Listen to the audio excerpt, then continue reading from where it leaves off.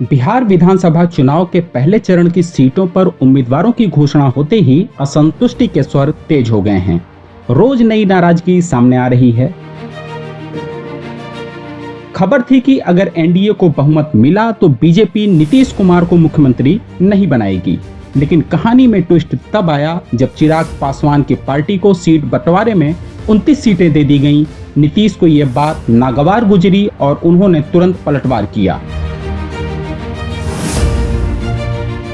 चिराग की 5 सीटों पर उन्होंने अपने उम्मीदवार खड़े कर दिए हैं। और ये तो बस शुरुआत थी। खबर है कि नीतीश ने पीएम मोदी और अमित शाह के फोन तक उठाने बंद कर दिए हैं। इतना ही नहीं, अमित शाह को पिछले 24 घंटों में 2 बार बिहार का दौरा रद्द करना पड़ा। नीतीश कुमार को डर है कि बीजेपी कहीं महाराष्ट्र वाला फार्मूला बिहार में न आजमाए। याद है, महाराष्ट्र में एकनाथ शिंदे के चेहरे पर चुनाव लड़ा गया, लेकिन सीएम बने देवेंद्र फडणवीस। नीतीश कुमार को लगता है कि चिराग को आगे करके उनकी कुर्सी छीनी जा सकती है।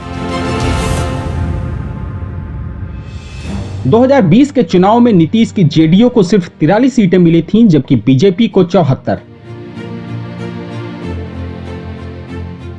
फिर भी नीतीश कुमार सीएम बने, लेकिन इस बार बीजेपी छोटे भाई की भूमिका में नहीं रहना चाहती। चिराग पासवान की पार्टी ने लोकसभा में 5 की 5 सीटें जीती थीं और बीजेपी को लगता है कि चिराग का स्ट्राइक रेट इस बार भी काम करेगा। लेकिन कहानी यहीं खत्म नहीं होती। जीतन राम मांझी और उपेंद्र कुशवाहा भी चिराग के रवैये से नाराज बताए जा रहे हैं।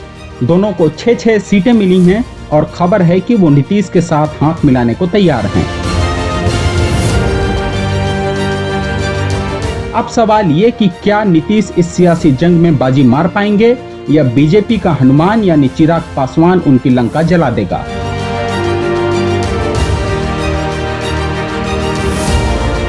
बिहार की सियासत में ये जंग और दिलचस्प होने वाली है। क्या नीतीश अपनी कुर्सी बचा पाएंगे या बीजेपी का नया प्लान कामयाब होगा? अपनी राय हमें कमेंट में बताएं और ऐसे ही रोचक अपडेट्स के लिए द लेंस को सब्सक्राइब करें।